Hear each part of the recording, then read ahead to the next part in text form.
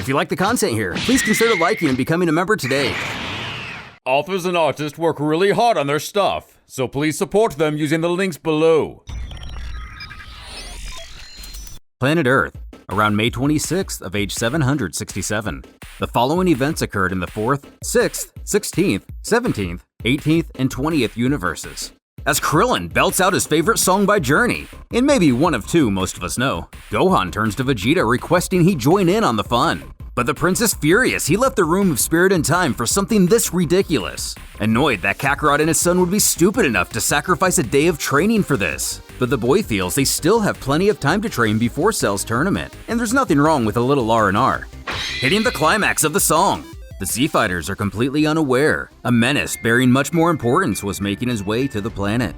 Landing, a spacecraft unveils two wayward Saiyans, survivors of Frieza's malice, Paragus and his son Broly, inviting Prince Vegeta to become king of their new planet and claim his rightful place at the throne. But he refuses. Paragus then requests he come and defeat the legendary Super Saiyan, who has been destroying entire star systems one by one. This, however, gets Vegeta's curiosity. Soon venturing to the new planet Vegeta, but unknown to the prince, this was a well-planned trap. It wasn't long later revealed the celestial body was doomed, on a collision course with a deadly comet, and Broly was the legendary Super Saiyan himself. Goku inadvertently fueling the monster's power and rage, he would soon break free of his father's control, who had been using a device to contain his son's murderous nature. The Z-Fighters found themselves not only with an impossibly powerful adversary, but a very short time limit to take him out. As the minutes passed, Broly's strength and savagery only grew, killing his own father even. One by one, he'd decommission our heroes. Unable to lay a scratch, Goku would be the lone warrior still standing, though not being spared the creature's wrath. With the comet making its approach, Goku and his allies were running out of options, Piccolo frantically suggesting they use the Spirit Bomb as a last resort. With few choices, Goku agrees, but knows Broly has to be distracted. Contrary, Vegeta finds this to be a stupid plan, as he of all people here knows that thing never works. And silent, it seems Gohan may be thinking of a plan of his own. Raising his hands to the universe, Goku begs all spare what energy they can. Gohan taking it upon himself to keep the tyrant busy, while everyone but Vegeta submits their power. He realizes the boy is far more impressive than he thought, at last resolving to donate his strength as well. Goku feels optimistic about the ki they've gathered, when Paragus scolds his son, apparently not dead after all. Taking Broly's attention off the boy, he looks over. Even amidst his rage, he's just as confused as we are. Approaching, turns out things aren't as they seem. As it was Oolong with a sneak attack, Goku shouts for him to get down and launches the Genki Dama.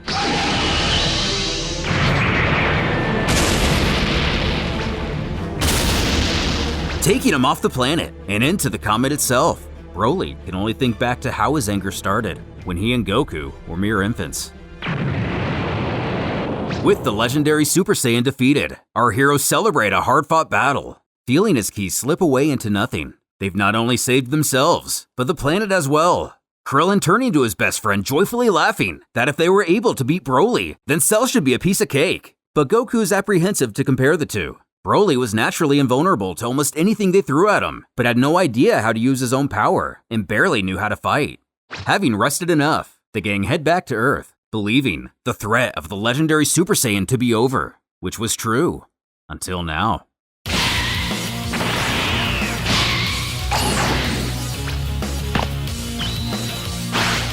Hey Broly! I'm the real Kakarot!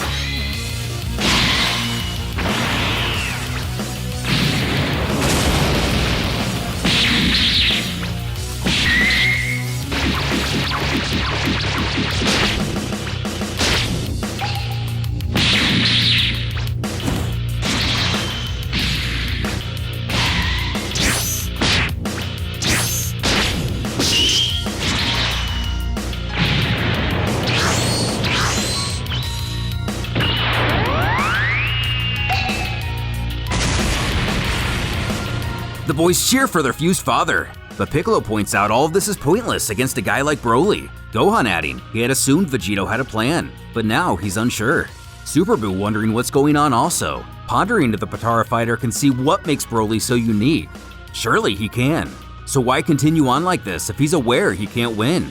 Smirking, he calls out to the legendary warrior, knowing he wants some more.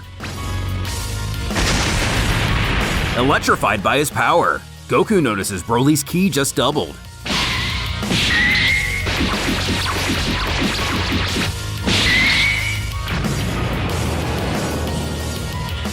For the first time, Ape Vegeta shows fear, not realizing the legendary Super Saiyan had this kind of energy.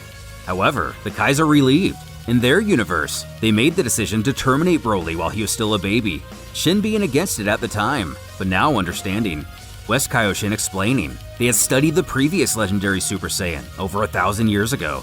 Once transformed, he also became completely resistant to attacks, and his power increased steadily and vastly with no sense of logic. Kaioshin of the North adding it was the 3 of them against him, and the Saiyan was still able to overwhelm the entire group, only succeeding by launching him into a star. But Broly here, the Kaioshin doesn't believe they'd even be able to budge. Vegito announces, happily mind you, that this is the first time since his fusion he'll have to use his full power.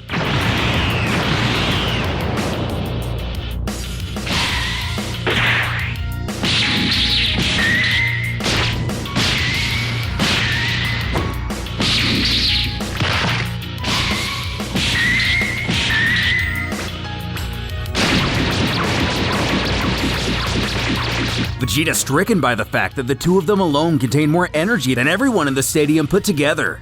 Continuing their gaze, Gohan mutters that he's never seen Vegito use Super Saiyan 2 before, not even during his training with Brawl.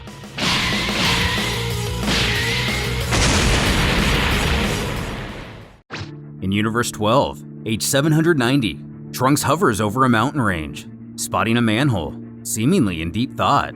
He suddenly shouts his hatred for this place.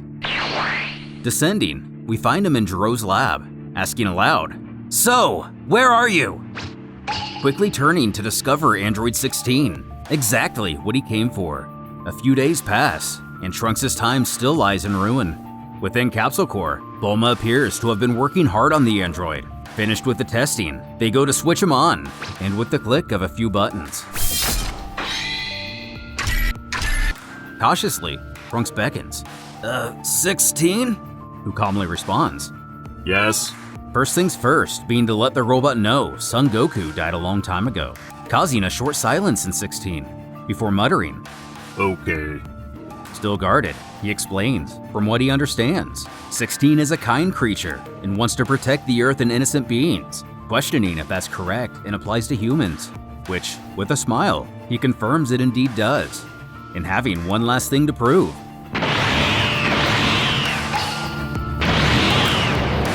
Powering up, the time traveler makes sure the android can sense his energy and how superior it is to his own.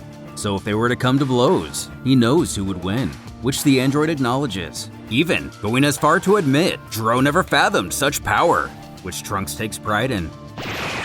Powering down, he makes an offer. If he and his mother repair him, he will devote his existence to helping humanity rebuild itself, checking to see if that's okay. And 16 actually finds great joy in knowing he can aid the planet, but reaffirming, if you were to hurt anyone in any way, he will not hesitate to destroy them, just like he did to 17 and 18. With everything crystal clear, Trunks' timeline begins to look brighter and brighter. Bulma, Trunks, and the survivors of the android's decimation would gain a powerful and ironic ally that day, having it been the androids and scientists to start the destruction of the world. It would now be the same that seek to put it back together. In present time, the Vargas in the control booth realize Vegito can hold the brute for now, but they absolutely must figure out why their technology to send the beast back failed. Getting on it quickly, one finds out a few components have been fried. Replacing them should remedy the problem. Another barking at him to do so. Every second Broly remains here heightens the chances he will kill more innocent people, as the Namekian coldly utters, "It's too late."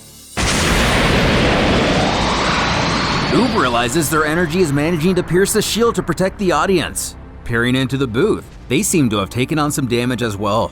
Luckily, only a small portion of the attack breached the crowd's defenses. But for those injured, a Vargas rushes healers to assist right away. As the most mighty of warriors witness the battle, their hair stand on end. Turning to his friend and mentor, Gohan makes sure Piccolo is doing okay, which he's fine. But, cutting off, Goku wonders out loud if the 2 of them survived that previous attack.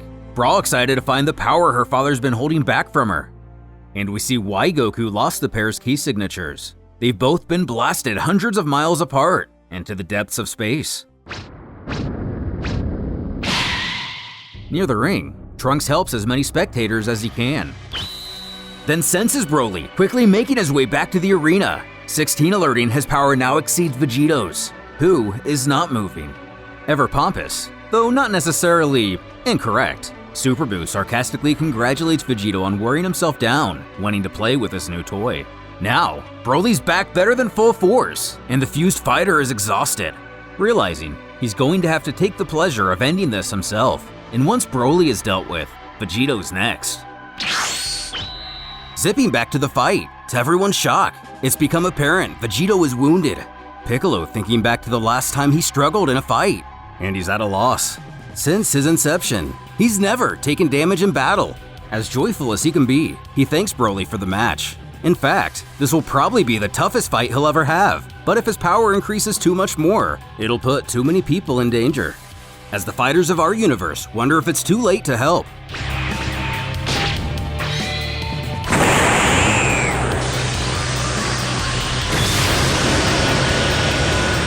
Showing to surpass Broly once more, Vegito powers to Super Saiyan 3. The ki irradiating from him causes everybody to slowly levitate, even though shielded by the ki barrier.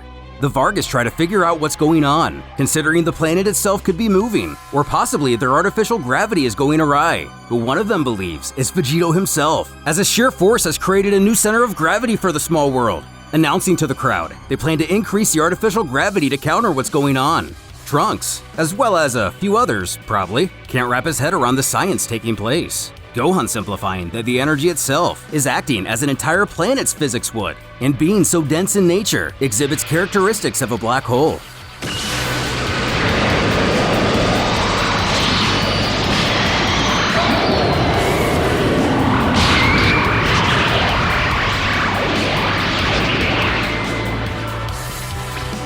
Using a Final Flash Dragon Fist combo, Broly is thrown into the darkness of space.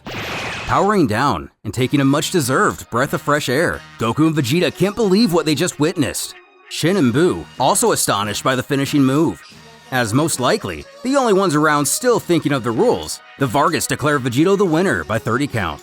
His daughter almost appearing frustrated in his victory, like she's deterred, realizing his power. This causes even Cell to admit he doesn't stand a chance against a guy like that, and the entire Cold family break their jaws on the floor.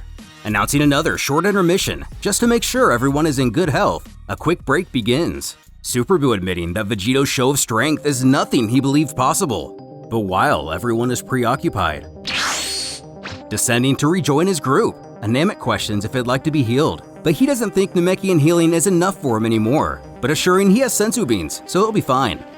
In space, Super Buu attempts to track down Broly. Snarking, Kibito Shin's teleportation is very useful. He senses out the energy of Vegito's attack, who shows to be keen to the Majin's plan, putting his fingers to his forehead and telling everyone to follow him. But, without explaining, this just confuses everyone, not even knowing where he went. Spotting the legendary warrior, Buu can't remember the last time he found someone so worthy of being absorbed, believing the Saiyan should feel honored. Now the only trick is freeing him from that ball of energy. Since sound can't travel in space, it appears Vegito communicates telepathically with his foe, stating he knew he was up to something. Buu demanding to know how he managed to find him, admitting he noticed the Majin teleport twice to get here. It wasn't even that hard, all he had to do is follow his own energy from the blast. Then utters, Buu is not permitted to attack the crazed warrior under the rules of the tournament, but he argues they're millions of miles from the arena. What rules do they have to adhere to? Vegito threatens he killed Buu once, and he'll do it again if necessary, but he won't allow him to absorb Broly. Laughing at the challenge, he points out, not only is Vegito wounded and depleted of energy, but he can't even breathe in space. In the control booth, the Vargas talk amongst each other, and we find out they're merely 5 minutes away from fixing their gear and sending that maniac back to his own realm. Appealing to our hero's competitive side, he urges he'd like a real fight, a real rematch, as Vegito can't even imagine the powers within him now. Just then, ever sneaky, Buu attempted to send a small piece of himself to absorb Broly, but Vegito saw through his scheme. However, Boo inquires if he can stop all these parts too. Appearing to know instant transmission as well, Brawl can't locate her father. Piccolo requesting she search specifically in the direction he's pointing, as that's where Broly was carried off to. Without either warrior returning, the Vargas go to announce the next match, 21, or XXI, of Universe 5, and Lumica from 10. And once again, given the entire 10th universe withdrew, it's an automatic forfeit. Bojack piffing that these stupid little birds haven't even realized the guy from Universe 5 dipped out too, scoffing the Vargas don't control anything that goes on here. Though, they do have their systems back up and operational. But as Brawl intensely tries to locate her father, will they be in time to stop Boo from becoming an even greater threat than Broly?